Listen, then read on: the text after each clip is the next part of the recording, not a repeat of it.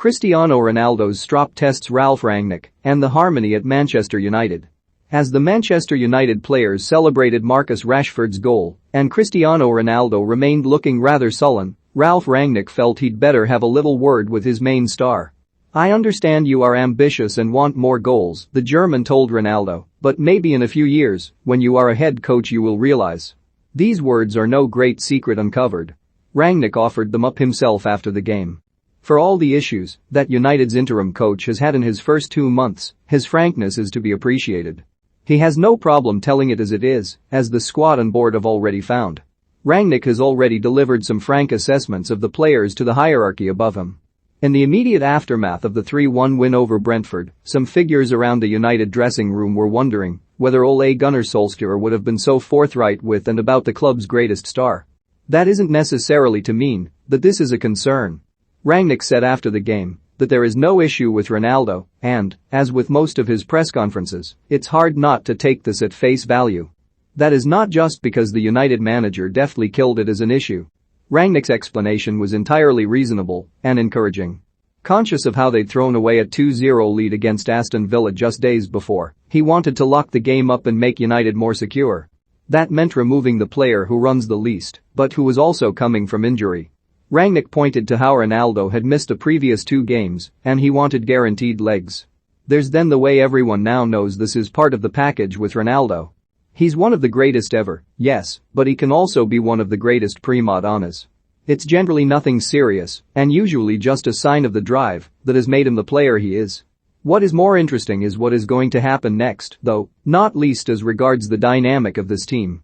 Ronaldo and his many defenders would argue that the goals scored by Anthony Elanga, Mason Greenwood and Rashford show exactly the positive influence he can have. He criticized the attitude of the new generation, and here they were responding to that criticism. Others might point to the symbolism of Ronaldo being very visibly in a sulk and the only United figure not smiling, as everyone else celebrated Rashford's first goal since October. A really happy moment for the forward, and the squad was clouded by the big star looking unhappy. It was just bizarre. After all of the discussion last week, there was Ronaldo acting like the child, as the younger players all took responsibility. Something else about that is pertinent. Had any of those players thrown the kind of strop Ronaldo did, it would have been derided as an example of what the Portuguese was criticizing last week. The chemistry there is interesting and delicate. Ronaldo isn't completely the caricature he is occasionally painted as.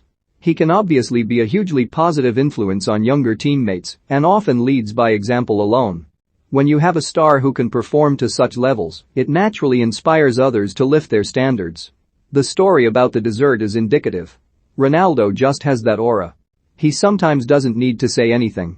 But that's the other side of it. Ronaldo can be hugely motivational in a much more encouraging way but, crucially, in the right setting. Ralf Rangnick stood by his decision to replace Cristiano Ronaldo in the win over Brentford, Mike Egerton Pa, that is when he feels adulation from his teammates, when he knows they look up to him. That is exactly what he gets with Portugal, where he is pretty much seen as a god. So much of what happens around the team is in service of him. It is the most extreme example of what has become standard in his career, going back to those last 2 seasons in his first spell at United until now. Some of his younger teammates might have been in awe of Ronaldo when he first returned, but that has worn off. The tension with Greenwood is now well publicized. The junior forward expected to be used in the center much more this season, to the point he became the main striker. Ronaldo has obstructed that. And Greenwood isn't a sort of character to feel subservient to anyone. Such feelings do go beyond him, though, which was why last week's interview was so pointed. It reflected and revealed issues within the squad. An irony is that some of the staff around those young players were pleased with what Ronaldo said. They felt it was needed. They will be more pleased with the response against Brentford. It was just a little colored by Ronaldo's reaction. This is something else that comes with the Portuguese, though. When he's at a club, everything is ultimately about him. It brings a lot of benefits, especially in terms of goals. It also brings questions about what next and the evolution of some of these young players alongside him. Can these players actually rise to their best with Ronaldo there? Is it becoming a bit like a young Ronaldo himself and Wayne Rooney with Ruud van Nistelrooy back in 2006? The hope for United is that they all respond in the most productive way, including the Portuguese star. It may just need a few more words from Rangnick.